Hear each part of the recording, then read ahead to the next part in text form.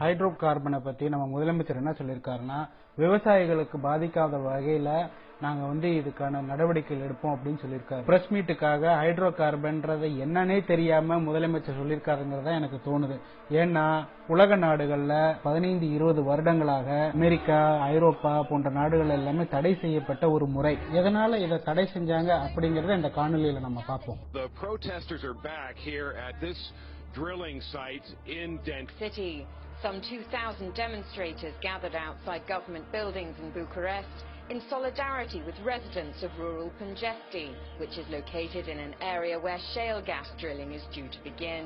Hydro carbon எடுக்கும் முறையில் கிட்டத்தட்ட 4 கிலோமீட்டர் பூமியில் துளையிட்டு அதில் தண்ணீர், மண் மற்றும் பல நச்சுத்தன்மை கொண்ட ரசாயன பொருட்களை அந்த துளையில் செலுத்தி பாறைகளை உடைப்பார்கள்.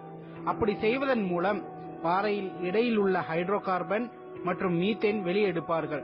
இதுதான் உலக நாடுகளில் பல வருடங்களாக செய்து ஒரு சில வருடங்களுக்கு முன் அனைத்து நாடுகளிலும் தடை செய்யப்பட்டது. முதல்ல இதை அமுல்படுத்துறதுக்கு ஒரு கிணறுக்கு 1,90,00,000 தண்ணீர் தேவைப்படுது.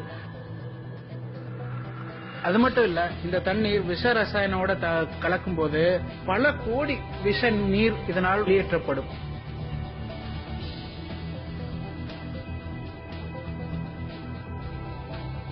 இது நாள் வரைக்கும் இந்த விஷ நீரை சுத்தப்படுத்துறதுக்கு எந்த ஒரு முறையுமே கண்டுபிடிக்கல.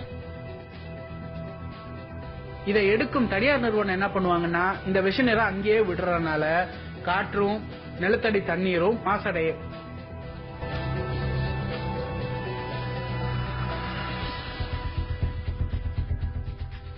இதை சுவாசிக்கும் போதும் நம்ம பருகும் போதும் பல நோய்களுக்கு ஆளாகப்படுவோம்.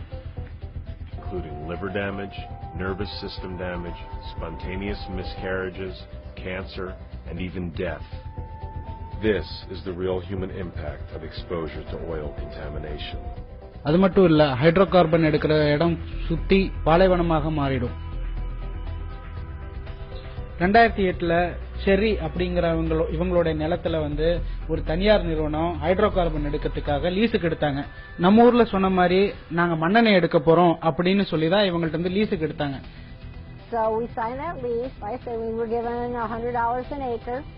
I mean, that was $19,000. Caught up on some bills, paid off some loans. It was like winning the lottery.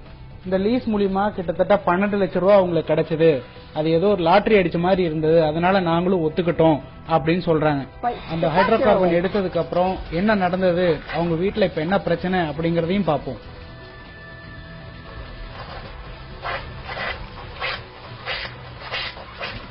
Just like that.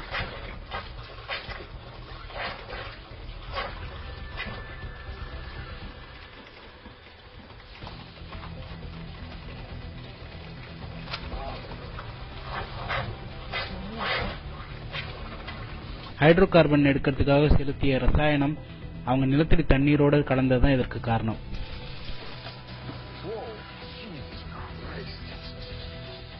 அது மட்டும் இல்ல, இந்த ஹைட்ரோ கார்பன் எடுக்கிறதுனால அந்த ஏரியால நிலநடுக்க கூட வரலாம். ஒருபோதும் நம் பசுமை நிறைந்த காவேரி டெல்டாவில் ஹைட்ரோ கார்பன் திட்டத்தை செயல்படுத்த நாம் அனுமதிக்க கூடாது.